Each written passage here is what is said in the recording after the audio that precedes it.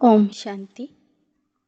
ಮುರಳಿಯ ದಿನಾಂಕ 10/8/2022. मीठे बच्चे, घड़ी घड़ी देही अभिमानी बनने की प्रैक्टिस करो. मैं आत्मा हूँ, एक शरीर छोड़ दूसरा लेती हूँ. अब मुझे घर जाना है. ಮಧುರ ಮಕ್ಕಳೇ, ಮತ್ತೆ ಮತ್ತೆ ಗಳಿಗೆ ಗಳಿಗೆಗೂ ಆತ್ಮ ಅಭಿಮಾನಿಯಾಗುವ ಅಭ್ಯಾಸ ಮಾಡಿರಿ. ನಾನು ಆತ್ಮ, ಒಂದು ದೇಹ ಬಿಟ್ಟು ಮತ್ತೊಂದು ದೇಹವನ್ನು ಪಡೆಯುತ್ತೇನೆ. ನಾನು ಆತ್ಮ, ಈಗ ಪಾತ್ರ ಮುಗಿಸಿ ಮನೆಗೆ ಹೋಗಬೇಕಾಗಿದೆ ಎನ್ನುವುದನ್ನು ಸದಾ ನೆನಪಿಟ್ಕೊಳ್ಳಿ.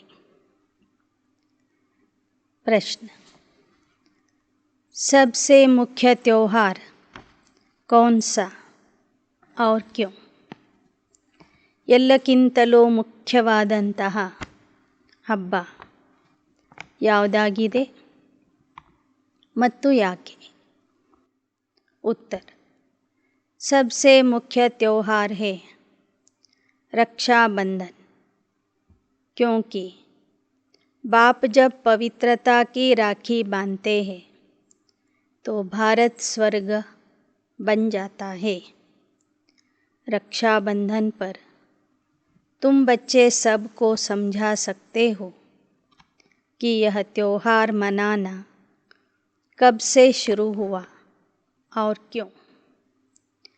सत्ययुग में इस बंधन की दरकार नहीं, लेकिन वह कह देते हैं यह रक्षाबंधन तो परंपरा से चलता आया है. ಎಲ್ಲಕ್ಕಿಂತಲೂ ಮುಖ್ಯ ಉತ್ಸವ ಅಥವಾ ಹಬ್ಬ ಆಗಿದೆ ರಕ್ಷಾಬಂಧನದ ಹಬ್ಬ. ಸಂಗಮ ಯುಗದಲ್ಲಿ ತಂದೆ ಬಂದು ಪವಿತ್ರತೆಯ ರಾಖಿ ಕಟ್ಟಿದಾಗ ಈ ಭಾರತ ಸ್ವರ್ಗ ಆಗ್ತದೆ.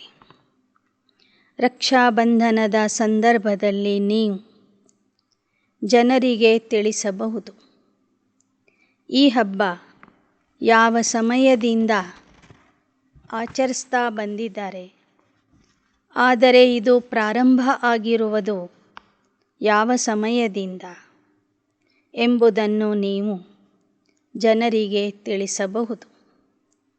ಸತ್ಯಯುಗದಲ್ಲಿ ರಕ್ಷಾಬಂಧನದ ಅವಶ್ಯಕತೆ ಇರೋದಿಲ್ಲ, ಆದರೆ ಜನ ಹೇಳ್ತಿದ್ದಾರೆ ರಕ್ಷಾಬಂಧನ ಪರಂಪರೆಯಿಂದ ನಡೆದು ಬಂದಿದೆ, ಸೃಷ್ಟಿಯ ಆದಿಯಿಂದ ನಡೆದು ಬಂದಿದೆ ಅಂತ ಜನ ಹೇಳ್ತಾರೆ.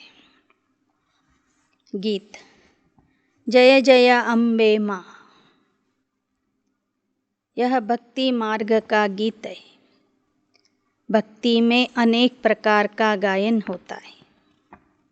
जय जय अम्बे माँ, ನೀನೇ ಶಕ್ತಿ ದೇವತೆ ಎಂಬ ಈ ಹಾಡು ಭಕ್ತಿ ಮಾರ್ಗದ ಹಾಡಾಗಿದೆ. ಭಕ್ತಿ ಮಾರ್ಗದಲ್ಲಿ ಅನೇಕ ಪ್ರಕಾರದ गायन ಇದೆ. निराकार, आकार, साकार तीनों का होता है. ಭಕ್ತಿ ಮಾರ್ಗದಲ್ಲಿ ನಿರಾಕಾರ ಶಿವನ ಬಗ್ಗೆನೂ ಗಾಯನ ಇದೆ, ಮಹಿಮೆ ಇದೆ. ಆಕಾರಿ ದೇವತೆಗಳಾದಂತಹ ಬ್ರಹ್ಮ, ವಿಷ್ಣು, ಶಂಕರರ ಬಗ್ಗೆನೂ ಗಾಯನ ಇದೆ. ಹಾಗೂ ಸಾಕಾರಿ ದೇವತೆಗಳಾದಂತಹ ಲಕ್ಷ್ಮೀ, ನಾರಾಯಣ ಇತ್ಯಾದಿ ಸತ್ಯಯುಗದ ದೇವತೆಗಳ ಬಗ್ಗೆನೂ ಗಾಯನ ಇದೆ. ಜೊತೆ ಜೊತೆಗೆ ಸಂಗಮ ಯುಗದ ಶಿವಶಕ್ತಿಯರ ಬಗ್ಗೆನೂ ಭಕ್ತಿ ಮಾರ್ಗದಲ್ಲಿ ಗಾಯನ ಇದೆ. ಸರ್ವಕೋ ಸದ್ಗತಿ ದೇನೆ ವಾಲಾ ಏಕ್ ಹಿ है. उनके साथ जो सर्विस करने वाले हैं उन्हों की भी महिमा गाते. ವಾಸ್ತವಿಕವಾಗಿ ಸರ್ವರ ಸದ್ಗತಿ ದಾತ ಆಗಿರುವಂತಹ ಒಬ್ಬ ಪರಮಾತ್ಮನನ್ನೇ ಎಲ್ಲರೂ ಮಹಿಮೆ ಮಾಡಬೇಕು, ಗಾಯನ ಮಾಡಬೇಕು. ಆದರೆ ಸಂಗಮ ಯುಗದಲ್ಲಿ ಅವನ ಜೊತೆಗೆ ಸೇರಿ ಸೇವೆ ಮಾಡುವಂತಹ ಮಕ್ಕಳ ಬಗ್ಗೆಯೂ ಸಹ ಭಕ್ತಿಯಲ್ಲಿ ಗಾಯನ ಇದೆ, ಮಹಿಮೆ ಇದೆ. अब बाप कहते माम एकम याद करो. अभी हम सन्मुख नॉलेज लेते हैं. उस बाप की अव्यभिचारी याद रहनी चाहिए और कोई नाम रूप की याद नहीं आनी चाहिए. ಈಗ ತಂದೆ ಬಂದು ಹೇಳ್ತಾ ಇದ್ದಾರೆ, ಮಕ್ಕಳೇ ಮಾಮೇಕಂ ಯಾದ್ ಕರೋ. ನಾನು ಸನ್ಮುಖದಲ್ಲಿ ಬಂದು ನಿಮಗೆ ಜ್ಞಾನ ಕೊಡ್ತಿದ್ದೀನಿ, ಯೋಗ ಕಲಿಸ್ತಾ ಇದ್ದೀನಿ. ಈಗ ನೀವು ನನ್ನೊಬ್ಬನನ್ನೇ ನೆನಪು ಮಾಡಬೇಕು. ಇದು ಅವ್ಯಭಿಚಾರಿ ನೆನಪಾಗಿದೆ. ತಂದೆಯ ನೆನಪು ಮಾಡುವಾಗ ಅಲ್ಲಿ ಯಾವುದೇ ನಾಮ ರೂಪದ ನೆನಪು ಬರಬಾರದು. ಆತ್ಮ ತೋ ಸಬ್ ಹೈ. बाकी शरीर मिलने से शरीर के नाम बदलते जाते. आत्मा पर कोई नाम नहीं, शरीर पर नाम पड़ता.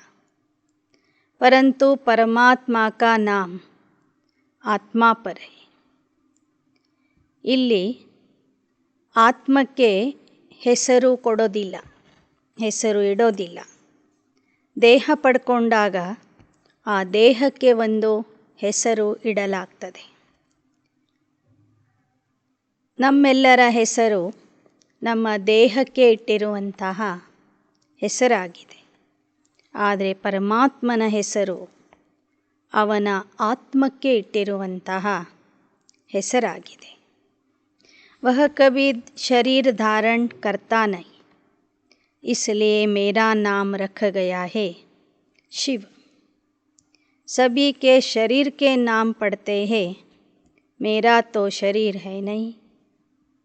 ಬಾಬಾ ಹೇಳ್ತಾರೆ, ನನಗೆ ದೇಹನೇ ಇಲ್ಲ ಅಂದರೆ ದೈಹಿಕವಾದ ಹೆಸರು ನನಗೆ ಇರೋದಿಲ್ಲ. ನನ್ನ ಹೆಸರಾಗಿದೆ ಸದಾಶಿವ ಅಂತ. नाम तो चाहिए, नहीं तो मैं भी आत्मा, तो फिर परमात्मा कौन है? मैं हूँ परम आत्मा, मेरा नाम है शिव. ನನಗೆ ಹೆಸರೇ ಇರಲಿಲ್ಲ ಅಂದರೆ ನನಗೆ ಒಂದು ಆತ್ಮ ಅಂತ ಕರಿಬೇಕಿತ್ತು. ಆಗ ನಿಮಗೂ ನನಗೂ ವ್ಯತ್ಯಾಸನೇ ಗುರುತಿಸಲಿಕ್ಕೆ ಆಗ್ತಿರಲಿಲ್ಲ. ಅದಕ್ಕಾಗಿ ನನ್ನ ಹೆಸರು ನನ್ನ ಕರ್ತವ್ಯ ಗುಣಗಳ ಆಧಾರದಿಂದ ಬಂದಿರುವಂಥ ಹೆಸರು ಸದಾಶಿವ ಅನ್ನೋದಾಗಿದೆ. ಜೋ ಭಿ ಪೂಜಾ ಕರ್ತೆ लिंग की करते, लिंग पत्थर को ही परमात्मा कहते रहते. फिर जैसी भाषा वैसा नाम, परंतु चीज़ ही एक है. ಬಾಬಾ ಹೇಳ್ತಾರೆ, ನನ್ನ ಸಾಕಾರ ರೂಪ ಅಂದರೆ ಶಿವಲಿಂಗ. ಶಿವಲಿಂಗದ ಪ್ರತಿಮೆಯನ್ನು ಮಾಡಿ ಅದಕ್ಕೇನೆ ಪರಮಾತ್ಮ ಅಂತ ಕರೀತಾರೆ.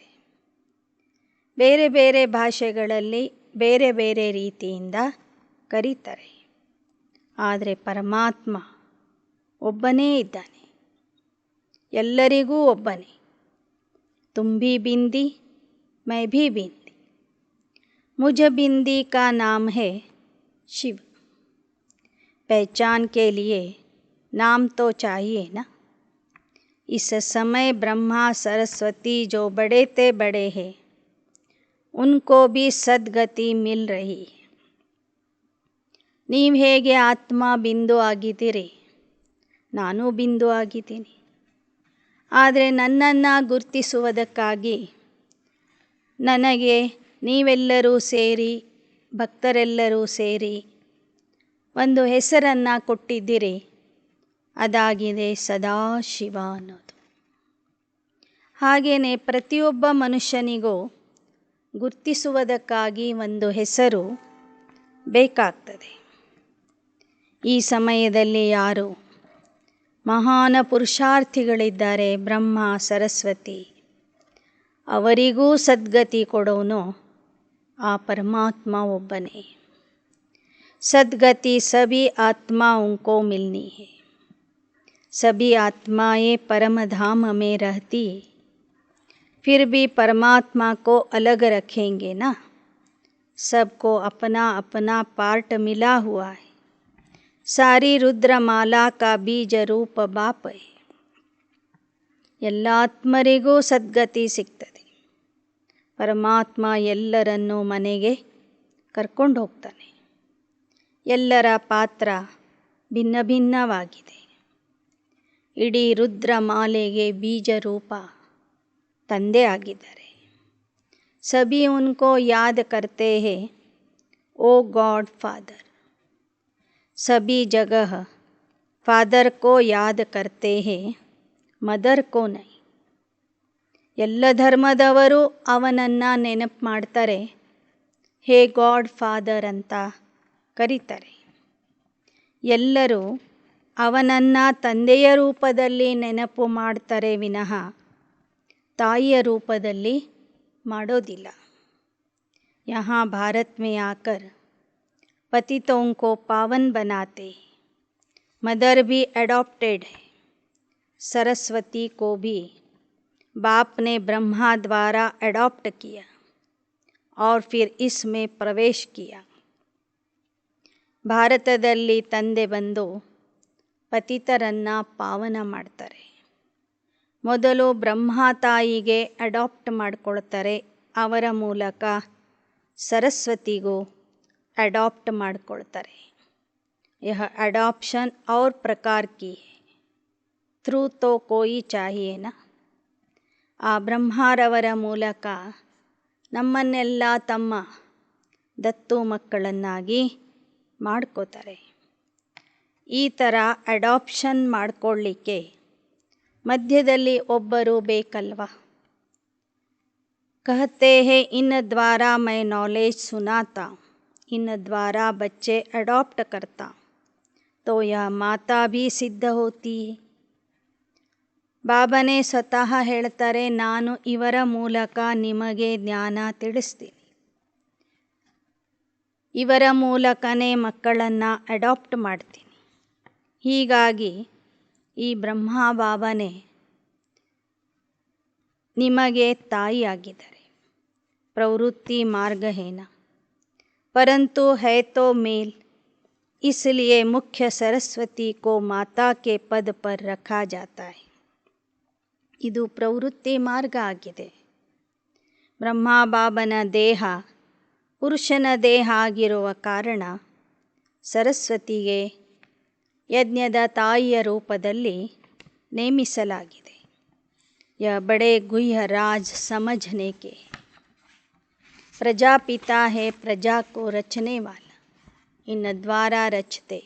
ऐसे नहीं सरस्वती द्वारा कोई अडॉप्ट करते. ಬಾಬಾ ಹೇಳ್ತಾರೆ, ಪ್ರಜಾಪಿತ ಬ್ರಹ್ಮನೇ ಪ್ರಜೆಗಳನ್ನು ರಚನೆ ಮಾಡುವಂಥವನು. ಆ ಬ್ರಹ್ಮರವರ ಮೂಲಕನೇ ನಾನು ಪ್ರಜೆಗಳನ್ನು ರಚನೆ ಮಾಡ್ತೀನಿ, ಮಕ್ಕಳನ್ನು ಅಡಾಪ್ಟ್ ಮಾಡ್ಕೋತೀನಿ. ಸರಸ್ವತಿಯವರ ಮೂಲಕ ಅಲ್ಲ. यह समझ की बात है. पहले पहले बाप का परिचय देना होता है. गाते हैं पतित पावन आओ. यह किसने कहा? आत्मा ने. क्योंकि आत्मा और शरीर दोनों ही पतित है. पहले तो अपने को आत्मा समझना है. ಎಲ್ಲರೂ ಹಾಡ್ತಾರೆ, ಹೇ ಪತಿತ ಪಾವನ ಬಾ ಅಂತ. ಯಾಕೆಂದರೆ ಆತ್ಮ ಮತ್ತು ದೇಹ ಎರಡೂ ಪತಿತ ಆಗಿದೆ.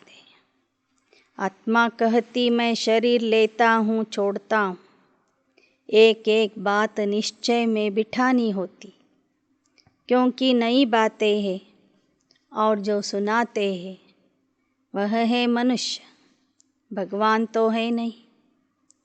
ನಾನು ಆತ್ಮ ಒಂದು ದೇಹ ಬಿಟ್ಟು ಇನ್ನೊಂದು ದೇಹ ಪಡ್ಕೊಳ್ತೀನಿ. ಆತ್ಮ ಮೊದಲು ಪಾವನ ಇದ್ದಿದ್ದು ಜನ್ಮ ಮರಣದ ಚಕ್ರದಲ್ಲಿ ಬಂದು ಪತಿತ ಆಗಿದೆ ಎಂಬ ಎಲ್ಲ ವಿಚಾರಗಳ ಬಗ್ಗೆ ನಮ್ಮಲ್ಲಿ ನಿಶ್ಚಯ ಇರಬೇಕು. ಇದನ್ನು ಪರಮಾತ್ಮ ಹೇಳ್ತಿದ್ದಾನೆ. ಹೊರಗೆ ಜ್ಞಾನ ಹೇಳೋರು, ಸತ್ಸಂಗ ಮಾಡೋರೆಲ್ಲ ಮನುಷ್ಯರು. भगवान तो है नहीं. जब कोई आते तो पहले पहले समझाओ आत्मा और शरीर दो चीज़ें, आत्मा विनाशी, शरीर विनाशी. पहले अपने को आत्मा समझो. मैं मैजिस्ट्रेट हूँ, यह किसने कहा? आत्मा इन ऑर्गन्स से कहती है. आत्मा जानती है मेरे शरीर का नाम भी है, पद भी है मैजिस्ट्रेट का. यह शरीर छोड़ने से मैजिस्ट्रेट पद और शरीर सब बदल जाएगा. पद भी दूसरा हो जाएगा, नाम रूप भी बदल जाएगा. तो पहले पहले आत्मा अभिमानी बनना है. मनुष्यों को आत्मा का ज्ञान भी नहीं. पहले आत्मा का ज्ञान देकर फिर समझाओ आत्मा का बाप तो परमात्मा है. ಯಾರೇ ಬರಲಿ ಮೊದಲು ಅವರಿಗೆ ಆತ್ಮದ ಪರಿಚಯ ಕೊಡಿ. ಆತ್ಮ ವಿನಾಶಿ, ದೇಹ ವಿನಾಶಿ. ಆತ್ಮ ದೇಹ ಬದಲಾಯಿಸ್ತದೆ. ದೇಹ ಬದಲಾಯಿಸಿದಾಗ ಶರೀರದ ನಾಮ ರೂಪ ಸ್ಥಾನಮಾನ ಎಲ್ಲವೂ ಬದಲಾಗ್ತದೆ ಅಂತ ತಿಳಿಸ್ರಿ. ಹೀಗೆ ಮೊದಲು ಆತ್ಮಜ್ಞಾನ ತಿಳಿಸಿದ ನಂತರ ಆತ್ಮಕ್ಕೆ ತಂದೆ ಯಾರು ಅಂತನೂ ತಿಳಿಸ್ರಿ. ಆತ್ಮ ದುಃಖಿ ಹೋತಿ ಹೈ तो पुकारती है हे गॉड फादर. वही पतित पावन है. तो पतित दुनिया और पतित शरीर में उसको आना पड़ता है. ಯಾವಾಗ ಆತ್ಮ ದುಃಖಿ ಆಗ್ತದೆ, ಪತಿತ ಆಗ್ತದೆ, ಆಗ ಕರೀತಾರೆ ಹೇ ಪತಿತ ಪಾವನ ಬಾ ಅಂಥೇಳಿ. ಪತಿತ ಆತ್ಮರನ್ನು ಪಾವನ ಮಾಡೋದಕ್ಕಾಗಿ ಪರಮಾತ್ಮ ಪತಿತ ಪ್ರಪಂಚದಲ್ಲಿ, ಪತಿತ ದೇಹದಲ್ಲಿ ಬರ್ತಾನೆ. बाप खुद कहते मुझे दूर देश के रहने वाले को बुलाते, क्योंकि तुम पतित हो, मैं एवर पावन हूँ. भारत भी पहले पावन था, अब पतित है. पतित पावन बाप आकर आत्मा उनसे बातें करते, ब्रह्मा तन में आकर समझाते. इसलिए इनका नाम है प्रजापिता ब्रह्मा. ब्रह्मा द्वारा प्रजा रचते. कौन सी? जरूर नई प्रजा रचेंगे. आत्मा जो अपवित्र है उनको पवित्र बनाते. आत्मा पुकारती है हमको दुख से छुड़ाओ, लिबरेट करो. सबको लिबरेट करते. ಪ್ರಜಾಪಿತ ಬ್ರಹ್ಮಾರವರ ಮೂಲಕ ಪ್ರಜೆಗಳನ್ನು ರಚನೆ ಮಾಡಿ ಅಪವಿತ್ರ ಆತ್ಮರನ್ನು ಪವಿತ್ರ ಮಾಡ್ತಾರೆ. ಅದಕ್ಕಾಗಿಯೇ ಆತ್ಮರು ಭಕ್ತಿ ಮಾರ್ಗದಿಂದನೇ ಕರೀತಾ ಇದ್ದಾರೆ, ಹೇ ಭಗವಂತ ನಮ್ಮನ್ನು ದುಃಖದಿಂದ ಬಿಡಿಸು, ಮುಕ್ತಿ ಕೊಡು, ನಮಗೆ ಪಾವನ ಮಾಡು ಅಂತೇಳಿ. माया ने सबको दुखी किया है, सीताओं ने पुकारा है. एक तो सीता नहीं, सब रावण की जेल में विकारी भ्रष्टाचारी बन गए. ಬಾಬಾ ಹೇಳ್ತಾರೆ, ನಾನು ಬರುವಾಗ ಮಾಯೆ ಎಲ್ಲರನ್ನೂ ದುಃಖಿ ಮಾಡಿರ್ತದೆ. ಆದ್ದರಿಂದ ಎಲ್ಲರೂ ನನಗೆ ಕರೀತಾ ಇರ್ತಾರೆ. ಆತ್ಮ ಸೀತೆಯರು ನೀವು ನನಗೆ ಕರೆದಿದ್ದೀರಿ. ಯಾಕೆ ಅಂದರೆ ಎಲ್ಲರೂ ರಾವಣನ ವಿಕಾರಿ ಜೈಲಲ್ಲಿ ಬಂಧಿತಾಗಿದ್ದಾರೆ. ಹೈ ಹಿ ರಾವಣ ರಾಜ್ಯ, ರಾಮ ತೋ ಹೇ ನಿರಾಕಾರ. ರಾಮ್ ರಾಮ್ कहते एक को ही जपते, गॉड फादर शिव निराकार, उनको ऑर्गन्स चाहिए तो इन द्वारा समझाते. ರಾಮ ರಾಮ ಅಂತ ಜಪ ಮಾಡ್ತಾರೆ, ಆದರೆ ಅವನು ನಿರಾಕಾರ ರಾಮ ಅನ್ನೋದು ಯಾರಿಗೂ ಗೊತ್ತಿಲ್ಲ. ಆ ನಿರಾಕಾರ ತಂದೆಗೆ ಶಿಕ್ಷಣ ಕೊಡೋದಕ್ಕಾಗಿ ಒಂದು ದೇಹದ ಆಧಾರ ಬೇಕಾಗ್ತದೆ. ಅದಕ್ಕಾಗಿ ಇವರ ಮೂಲಕ ಮಕ್ಕಳಿಗೆಲ್ಲ ಶಿಕ್ಷಣ ಕೊಡ್ತಾರೆ, ಜ್ಞಾನ ಹೇಳ್ತಾರೆ. तुम आत्मा भी पतित हो तो शरीर भी पतित है, तुम ही श्याम और सुंदर बनते हो. बाबा ज्ञान का सागर ज्ञान की वर्षा करते, जिससे तुम गोरे बन जाते हो. भारतवासी गोरे थे, फिर कामचिता पर चढ़ सांवरे वैश्य ಶೂದ್ರವಂಶಿ ಬನ್ ಪಡೆ. ಬಾಬಾ ಹೇಳ್ತಾರೆ, ನೀವೇ ಪತಿತ, ನೀವೇ ಪಾವನ ಆಗ್ತೀರಿ. ಅಂದರೆ ನೀವೇ ಶ್ಯಾಮ ಮತ್ತು ನೀವೇ ಸುಂದರ ಆಗ್ತೀರಿ. ಜ್ಞಾನಸಾಗರ ತಂದೆ ಬಂದು ಜ್ಞಾನದ ಮಳೆಯನ್ನು ಸುರಿಸಿ ನಿಮ್ಮನ್ನು ಮತ್ತೆ ಸುಂದರರನ್ನಾಗಿ ಮಾಡ್ತಾರೆ. ಭಾರತವಾಸಿಗಳು ಮೊದಲು ಸುಂದರ ಆಗಿದ್ದರು, ಕಾಮಚಿತೆಯ ಮೇಲೆ ಕುಳಿತು ಈಗ ಕಪ್ಪಾಗಿದ್ದಾರೆ.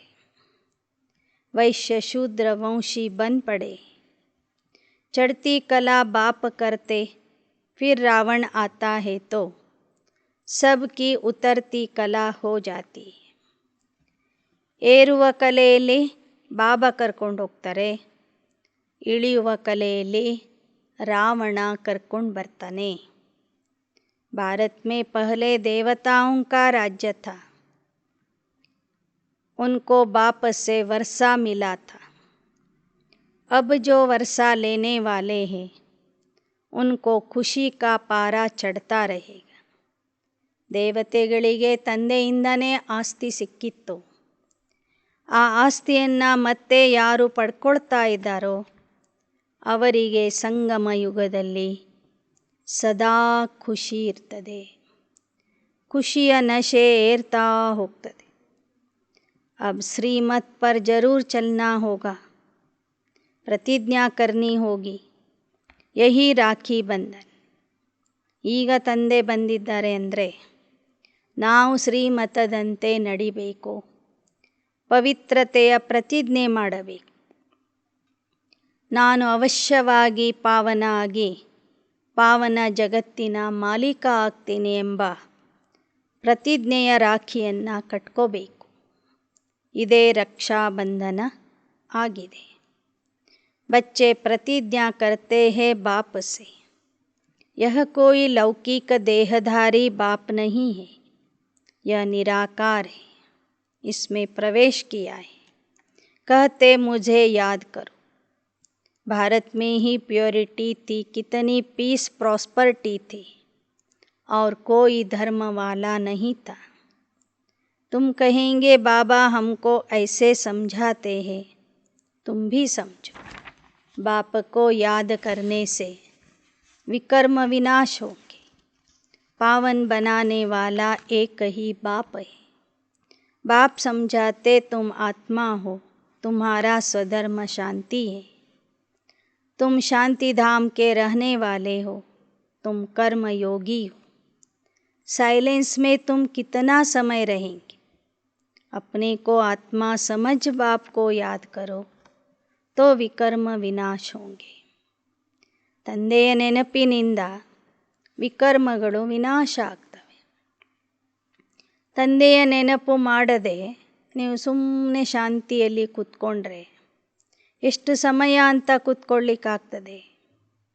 ಆದ್ದರಿಂದ ತಂದೆಯ ನೆನಪಿನಲ್ಲಿ ಇರುವ ಅಭ್ಯಾಸ ಮಾಡಿಕೊಡಿ. संगम पर हम पावन बन रहे.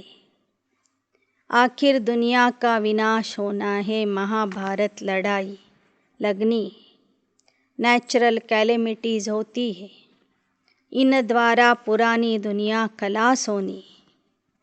नई दुनिया में देवताओं का राज्य होगा। अभी हम परमात्मा के फरमान पर चलते, उनकी श्रीमत मिलती। यह नॉलेज बड़ी समझने की है। बोलो ऐसे नहीं कि एक कान से सुन दूसरे कान से निकाल देना। यहाँ तो पढ़ना है। 7 दिन की भट्टी भी मशहूर है। 7 रोज बैठकर समझो। बाप को और अपने जन्मों को जानो। ಜನರಿಗೆ ನೀವು ತಿಳಿಸಿ। 7 ದಿನದ ಕೋರ್ಸನ್ನು ತಿಳ್ಕೊಳ್ಳಿ। 7 ದಿನದ ಭಟ್ಟಿ, 7 ದಿನದ ಸಪ್ತಾಹ ಪ್ರಸಿದ್ಧಿಯಾಗಿದೆ। ಇಲ್ಲಿ ಕೇಳುವ ಜ್ಞಾನ ಇಲ್ಲಿಯೇ ಬಿಟ್ಟು ಹೋಗಬೇಡಿ। ನಿಮ್ಮ ತಂದೆ ಹಾಗೂ ನಿಮ್ಮ ಪೂರ್ವಜನ್ಮಗಳ ಕಥೆಯನ್ನು ತಿಳ್ಕೊಳ್ಳಿ। ಅಗರ್ नहीं समझेंगे तो पछताना पड़ेगा, क्योंकि सिर पर पापों का बोझा बहुत है। ಒಂದು ವೇಳೆ ಈಗಲೇ ನೀವು ಈ ಜ್ಞಾನ ಕೇಳಲಿಲ್ಲ, ತಿಳ್ಕೊಳ್ಳಿಲ್ಲ ಅಂದರೆ ಕೊನೆಗೆ ಪಶ್ಚಾತ್ತಾಪ ಪಡಬೇಕಾಗ್ತದೆ। ಯಾಕೆ ಎಂದರೆ ಪ್ರತಿಯೊಬ್ಬರ ತಲೆಯ ಮೇಲೆ ಪಾಪದ ಭಾರ ಇದೆ। ಆ ಪಾಪದ ಭಾರವನ್ನು ಇಳಿಸ್ಕೊಳ್ಳಿಕ್ಕೆ ಪರಮಾತ್ಮನ ನೆನಪು ಮಾಡುವುದೇ ಏಕೈಕ ಉಪಾಯ ಆಗಿದೆ। बाप मोस्ट बिलीवेड है, हमें पावन दुनिया का मालिक बनाते। यहाँ तो सब एक दो को पतित बनाते। सतयुग में पवित्र गृहस्थ था, अब अपवित्र है। स्वर्ग में चलना है तो पावन बनना है, तभी बेहद के बाप से वर्षा मिलेगा। ಈಗ ಅತಿ ಪ್ರೀತಿಯ ತಂದೆಯಾದಂತಹ ಪರಮಾತ್ಮನನ್ನು ನೆನಪು ಮಾಡಿರಿ। ಆಗ ಮಾತ್ರ ನಾವು ಪಾವನ ಜಗತ್ತಿಗೆ ಮಾಲೀಕರಾಗ್ತೇವೆ। ಈ ಪ್ರಪಂಚದಲ್ಲಿ ಎಲ್ಲರೂ ಪರಸ್ಪರರಿಗೆ ಪತಿತ ಮಾಡ್ತಾ ಇದ್ದಾರೆ। ಪರಮಾತ್ಮ ಒಬ್ಬನೇ ಆತ್ಮರನ್ನು ಪಾವನ ಮಾಡ್ತಾನೆ। यह याद करो कि हम शांति धाम के वासी, फिर सुख धाम गए, अभी तो दुख धाम है, फिर जाना है शांति धाम, इसलिए देही अभिमानी बनना है। बाप कहते घर में रहते एक तो पवित्र बनो, दूसरा मुझे याद करो तो पाप नाश हो जाएंगे। याद नहीं करेंगे तो विकर्म कैसे विनाश होंगे, ರಾವಣ ರಾಜ್ಯ ಸೆ कैसे छूटेंगे। ಬಾಬಾ ಹೇಳ್ತಾರೆ, ನೀವು ಶಾಂತಿಧಾಮದ ನಿವಾಸಿಗಳು, ಮತ್ತೆ ಶಾಂತಿಧಾಮಕ್ಕೆ ಪವಿತ್ರ ಆಗಿ ಹೋಗಬೇಕಾಗಿದೆ। ಆದ್ದರಿಂದ ಮೊದಲು ನನ್ನನ್ನು ನೆನಪು ಮಾಡಿರಿ, ಪವಿತ್ರ ಆಗಿರಿ, ಆಗ ಮಾತ್ರ ವಿಕರ್ಮಗಳು ವಿನಾಶ ಆಗ್ತವೆ। ಈ ರಾವಣ ರಾಜ್ಯದಿಂದ ನಿಮಗೆ ಮುಕ್ತಿ ಸಿಗ್ತದೆ। यहाँ तो सब शोक वाटिका में, भारत आधा कल्प शोक वाटिका में, आधा कल्प अशोक वाटिका में रहता है। तुम अथॉरिटी से समझाने वाले हो तो भी रिस्पेक्ट से बोलना है कि तुम भल कहते हो हम गॉड फादर की संतान है, परंतु फादर का ज्ञान कहाँ है। ಭಾರತ ಅರ್ಧ ಕಲ್ಪ ಶೋಕವನ ಆಗಿರ್ತದೆ, ಅರ್ಧ ಕಲ್ಪ ಅಶೋಕವನ ಆಗಿರ್ತದೆ। ಈಗಂತೂ ಪ್ರಪಂಚನೇ ಶೋಕವನ ಆಗಿದೆ, ಪತಿತ ಆಗಿದೆ। ನೀವು ಅಧಿಕಾರದಿಂದ ಜ್ಞಾನ ಹೇಳಬಹುದು, ಅಷ್ಟೇ ಗೌರವ ಕೊಟ್ಟು ನಮ್ರತೆಯಿಂದ ನೀವು ಜನರಿಗೆ ತಿಳಿಸಬೇಕು। ಎಲ್ಲರೂ ಪರಮಾತ್ಮನಿಗೆ ತಂದೆ ಅಂತ ನೆನಪು ಮಾಡ್ತೀರಿ, ಆದರೆ ಆ ತಂದೆಯ ಪರಿಚಯ ಯಾರಿಗೂ ಇಲ್ಲ। ನಿಮಗೆ ತಂದೆಯ ಪರಿಚಯ ಇದೆಯೇ ಅಂತನೂ ಕೇಳಿರಿ। लौकिक बाप को तो जानते हो, परंतु पारलौकिक बाप जो इतना सुख देते हैं स्वर्ग का मालिक बनाते हैं, उनको तुम नहीं जानते हो. ಜನರಿಗೆ ಹೇಳಿರಿ. ನೋಡಿ, ಲೌಕಿಕ ತಂದೆಯ ಪರಿಚಯ ನಿಮಗೆ ಗೊತ್ತಿದೆ. ಆದರೆ ಪಾರಲೌಕಿಕ ತಂದೆ, ಯಾರು ನಿಮಗೆ ಅಪಾರ ಸುಖ ಕೊಡೋರಿದ್ದಾರೆ, ಸ್ವರ್ಗದ ಮಾಲೀಕ ಮಾಡೋರಿದ್ದಾರೆ, ಅವರನ್ನು ನೀವು ತಿಳ್ಕೊಂಡಿಲ್ಲ. भारत को जिसने स्वर्ग बनाया उसको तुम भूल गए, इसलिए यह हालत हुई. ಭಾರತವನ್ನು ಯಾರು ಸ್ವರ್ಗ ಮಾಡಿದ್ರೋ ಅವರನ್ನೇ ನೀವು ಮರ್ತಿದ್ದೀರಿ. ಅದಕ್ಕಾಗಿ ನಿಮ್ಮ ಅವಸ್ಥೆ ಸ್ಥಿತಿ ಈ ಥರ ಆಗಿದೆ ಅಂತ ತಿಳಿಸ್ರಿ. सभी भ्रष्टाचारी है क्योंकि विषय से पैदा होते. यह तो कोई भी समझ जाएगा, इसमें इंसल्ट की कोई बात नहीं है. समझाने दी जाती है रक्षाबंधन का महत्व क्या है. बाप कहते विकारों पर जीत पाकर मुझे याद करो, शांति धाम को याद करो, तो तुम वहाँ चले जाएंगे. ಈ ಪ್ರಪಂಚನೇ ಇವತ್ತು ಭ್ರಷ್ಟಾಚಾರಿ ಆಗಿದೆ ಅಂತ ನೀವು ಹೇಳಬಹುದು. ಆ ಥರ ಹೇಳೋದು ಅಂದರೆ ಜನರ ಅವಮಾನ ಮಾಡೋದು ಅಂತಲ್ಲ. ಈ ವಿಚಾರ ಎಲ್ಲರಿಗೂ ಗೊತ್ತಿದೆ. ಈ ಭ್ರಷ್ಟಾಚಾರಿ ಪ್ರಪಂಚದಲ್ಲಿ ಎಲ್ಲರೂ ಪಾಪದಿಂದ ಹುಟ್ಟುತ್ತಾ ಇದ್ದಾರೆ, ವಿಷದಿಂದ ಹುಟ್ಟುತ್ತಾ ಇದ್ದಾರೆ ಅನ್ನೋದು. ಆದ್ದರಿಂದ ಆ ರೀತಿಯಲ್ಲಿ ನೀವು ಹೇಳಿದ್ರೂ ಸಹ ಅವರಿಗೇನು ಅಪಮಾನ ಆಗೋದಿಲ್ಲ. ನಂತರ ನೀವು ರಕ್ಷಾಬಂಧನದ ಮಹತ್ವನೂ ತಿಳಿಸ್ರಿ. ಪರಮಾತ್ಮನ ಆದೇಶ ಆಗಿದೆ, ಮಕ್ಕಳೇ ವಿಕಾರಗಳನ್ನು ಜಯಿಸಿ ಸ್ವರ್ಗದ ಮಾಲೀಕ ಆಗ್ರಿ.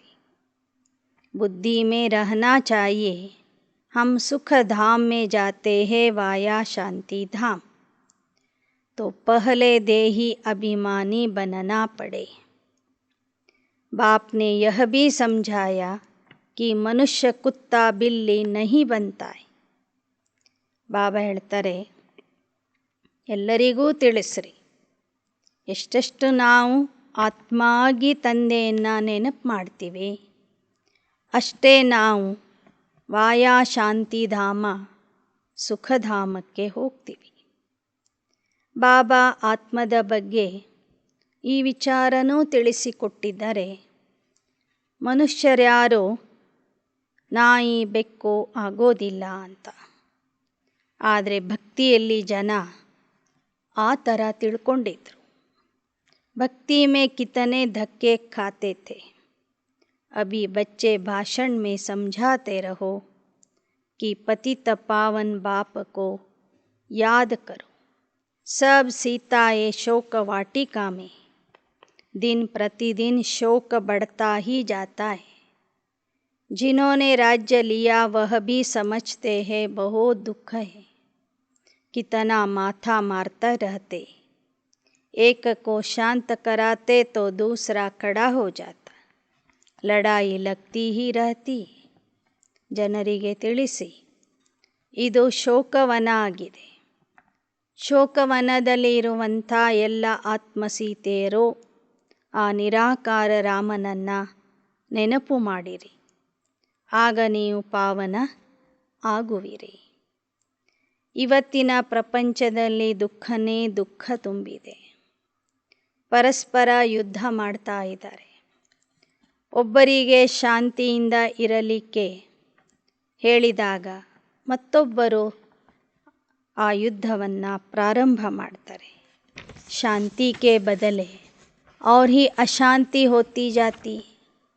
ಶಾಂತಿಯ ಬದಲಾಗಿ ಇನ್ನಿಷ್ಟು ಅಶಾಂತಿನೇ ಮಾಡ್ತಿದ್ದಾರೆ. यह राखी बंधन का त्योहार समझाना है, यह रिवाज किसने डाला. परमात्मा ने आकर पवित्रता की प्रतिज्ञा कराई. ರಕ್ಷಾಬಂಧನದ ಸಂದರ್ಭದಲ್ಲಿ ಅದರ ಮಹತ್ವವನ್ನು ತಿಳಿಸ್ರಿ. ಈ ರಕ್ಷಾಬಂಧನ ಪ್ರಾರಂಭ ಆಗುವುದು ಸಂಗಮ ಯುಗದಿಂದ. ಇಲ್ಲಿ ಪರಮಾತ್ಮನೇ ಬಂದು ಮಕ್ಕಳಿಗೆ ಪವಿತ್ರತೆಯ ಪ್ರತಿಜ್ಞೆ ಮಾಡಿಸ್ತಾನೆ, ಪವಿತ್ರತೆಯ ರಾಖಿ ಕಟ್ತಾನೆ. पूछो राखी कब से बांधते हैं, कहते अनादि कायदा है. अरे पावन दुनिया में थोड़े ही राखी बांधेंगे. ನೀವು ಜನರಿಗೆ ಕೇಳಿ, ಈ ರಾಖಿಯನ್ನು ಯಾವ ಸಮಯದಿಂದ ಕಟ್ತಾ ಬಂದಿದ್ದಾರೆ ಅಂತ. ಅವ್ರು ಹೇಳ್ತಾರೆ ಇದು ಅನಾದಿಯಾಗಿ ಬಂದಿದೆ ಅಂತ. ಆದರೆ ಬಾಬಾ ಹೇಳ್ತಾರೆ ಸತ್ಯಯುಗದಲ್ಲಿ ಈ ರಕ್ಷಾಬಂಧನ ಇರೋದಿಲ್ಲ. नरक में दुख है, स्वर्ग में दुख का नाम नहीं. भ्रष्टाचारियों को अल्पकाल का सुख मिलता, श्रेष्ठाचारियों को आधा कल्प सुख मिलता.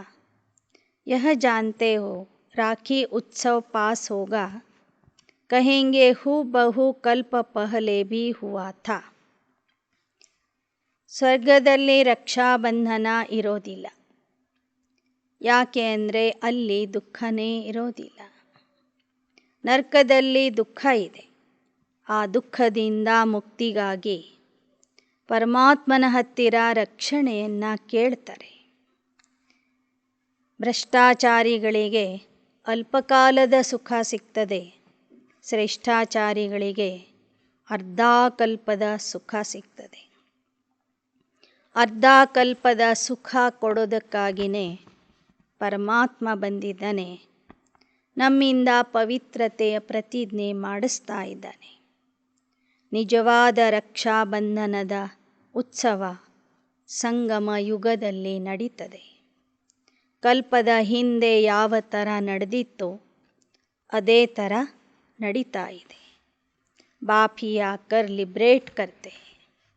ಪರಮಾತ್ಮನೇ ಬಂದು ರಾವಣನ ಬಂಧನದಿಂದ, ದುಃಖ ಶಾಂತಿಯ ಬಂಧನದಿಂದ ಬಿಡಿಸ್ತಾನೆ. ರಾಖಿ ಬಂಧನ್ ಕಬ್ ಸೆ ಶುರು ಹುವಾ, ಇನ್ಕಾ ಭೀ ಬಡಾ ಮಹತ್ವ ಹೈ. ತನ್ನ ರಕ್ಷಣೆಯ ಬಂಧನದಲ್ಲಿ ನಮ್ಮನ್ನು ಕಟ್ಟಿ ಹಾಕ್ತಾನೆ, ಪವಿತ್ರತೆಯ ಬಂಧನ ಕಟ್ತಾನೆ. ಅದರಿಂದ ನಮಗೆ ಸುಖ ಶಾಂತಿಯ ಪ್ರಾಪ್ತಿಯಾಗ್ತದೆ.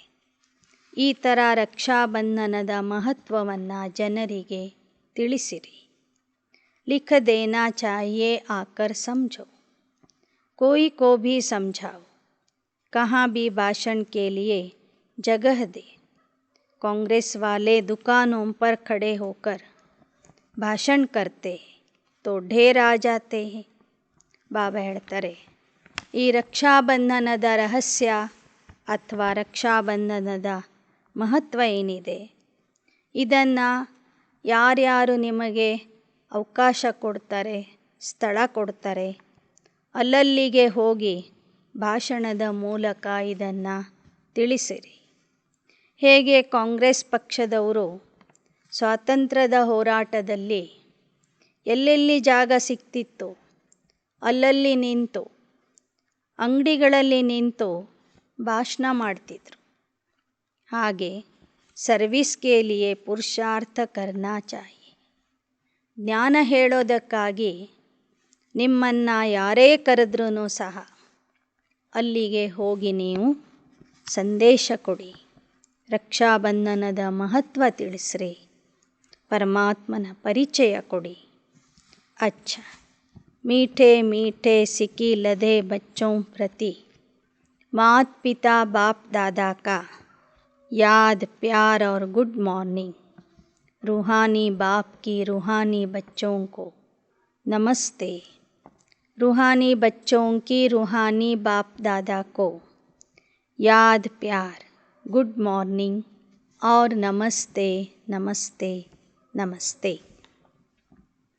धारणेಗಾಗಿ मुख्यांशಗಳು. अथॉरिटी के साथ साथ बहुत रिस्पेक्ट से बात करनी है. सबको पतित से पावन बनाने की युक्ति बतानी. ಅಧಿಕಾರದಿಂದ ಮಾತನಾಡುವುದರ ಜೊತೆಗೆ ಅಷ್ಟೇ ಗೌರವದಿಂದ, ನಮ್ರತೆಯಿಂದ ಮಾತನಾಡಬೇಕು. ಎಲ್ಲರನ್ನೂ ಪತಿತರಿಂದ ಪಾವನ ಆಗುವ ಯುಕ್ತಿ ಹೇಳಬೇಕು. ಎರಡನೇದು, ಏಕ ಅವ್ಯಭಿಚಾರಿ ಯಾದ ಮೇ ರಹನಾ ಹೈ, किसी भी देहधारी के नाम रूप को याद नहीं करना, पावन बनने की ही प्रतिज्ञा बाप से करनी है. ಒಬ್ಬ ತಂದೆಯನ್ನೇ ನೆನಪು ಮಾಡಬೇಕು. ಅವ್ಯಭಿಚಾರಿ ನೆನಪಿನಲ್ಲಿ ಇರಬೇಕು. ಯಾವುದೇ ದೇಹಧಾರಿಯ ನಾಮ ರೂಪವನ್ನು ನೆನಪು ಮಾಡಬಾರದು. ಪಾವನ ಆಗುವ ಪ್ರತಿಜ್ಞೆ ತಂದೆಯ ಸನ್ಮುಖದಲ್ಲಿ ಮಾಡಬೇಕು. वरदान, हद की इच्छाओं का त्याग कर अच्छा बनने की विधि द्वारा सर्व प्राप्ति संपन्न भव. ಹದ್ದಿನ ಇಚ್ಛೆಗಳನ್ನು ತ್ಯಾಗ ಮಾಡಿ ಒಳ್ಳೆಯ ವ್ಯಕ್ತಿಯಾಗುವ, ಒಳ್ಳೆಯ ಪುರುಷಾರ್ಥಿಯಾಗುವ ವಿಧಾನದ ಮೂಲಕ ಸರ್ವ ಪ್ರಾಪ್ತಿ ಸಂಪನ್ನ ಆಗಿರಿ. जो हद की इच्छाएं रखते हैं उनकी इच्छाएं कभी पूरी नहीं होती. अच्छा बनने वालों की सभी शुभ इच्छाएं स्वतः पूरी हो जाती. दाता के बच्चों को कुछ भी मांगने की आवश्यकता नहीं. मांगने से कुछ भी मिलता नहीं. मांगना अर्थात इच्छा, बेहद की सेवा का संकल्प बिना हद की इच्छा के होगा तो अवश्य पूरा होगा. हद की इच्छा के बजाय अच्छा बनने की विधि अपना लो तो सर्व प्राप्तियों से संपन्न हो जाएंगे. ಯಾರಲ್ಲಿ ಹದ್ದಿನ ಇಚ್ಛೆಗಳು ಇರ್ತವೆ, ಲೌಕಿಕದ ಇಚ್ಛೆಗಳು ಇರ್ತವೆ, ಆ ಇಚ್ಛೆಗಳು ಯಾವತ್ತೂ ಪೂರ್ಣ ಆಗೋದಿಲ್ಲ. ಆದರೆ ನಾನು ಒಳ್ಳೆಯವನಾಗಬೇಕು ಎಂಬ ಶುಭ ಇಚ್ಛೆ ಇದ್ದರೆ ಅದು ಪೂರ್ಣ ಆಗ್ತದೆ. ದಾತ ತಂದೆಯ ಮಕ್ಕಳು ಏನನ್ನೂ ಬೇಡುವ ಅವಶ್ಯಕತೆ ಇರೋದಿಲ್ಲ. ಬೇಡದೇನೆ ಬಾಬಾ ಎಲ್ಲವನ್ನು ಕೊಟ್ಬಿಡ್ತಾನೆ. ಬೇಡುವುದರಿಂದ ಏನು ಸಿಗೋದಿಲ್ಲ.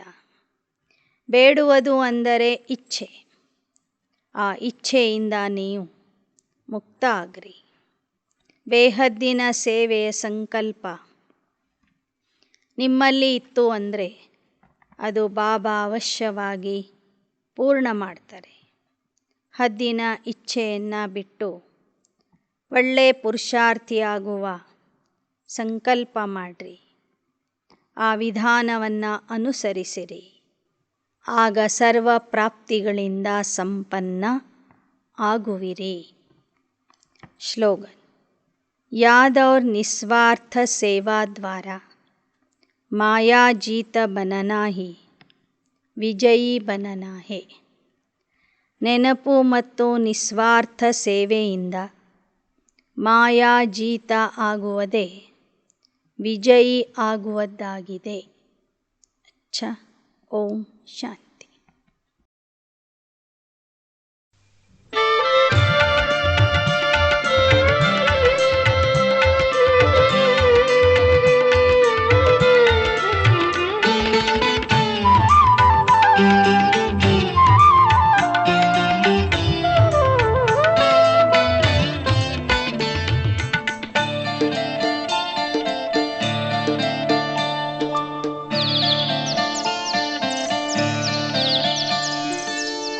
ಹಾರುತ ಹಾರುತ ಮೇಲಕ್ಕೆ ಮೇಲಕ್ಕೆ ಮೂಲ ಮನೆಯನ್ನು ಸೇರೋಣ. ಜಡದ ಲೋಕದಿಂದ ದೂರಕ್ಕೆ ದೂರಕ್ಕೆ ಶಾಂತಿ ಧಾಮವ ತಲುಪೋಣ. ಹಾರುತ ಹಾರುತ ಮೇಲಕ್ಕೆ ಮೇಲಕ್ಕೆ ಮೂಲ ಮನೆಯನ್ನು ಸೇರೋಣ.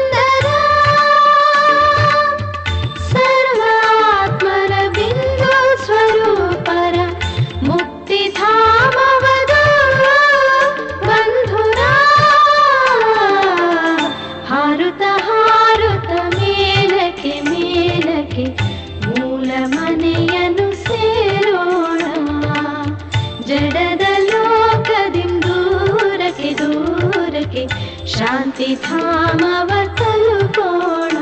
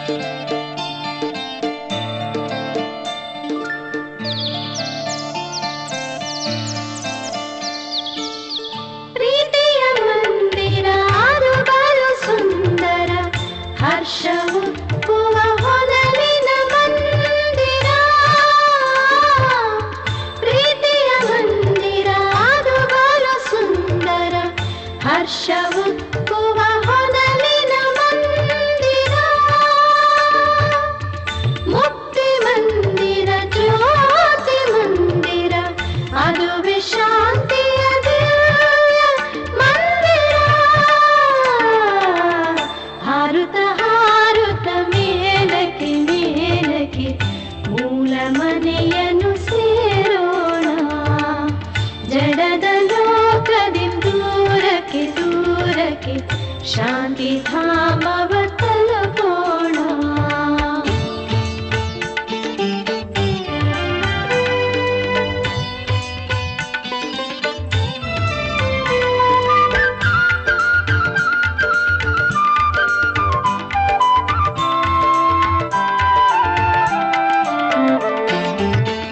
ಅಲ್ಲಿದೆ ಬೆಳಕು, ಶೀತಲ ಶಾಂತಿ, ತಂಪು ಸಂಪಿನ ಅಮೃತದ ಕಾಂತಿ.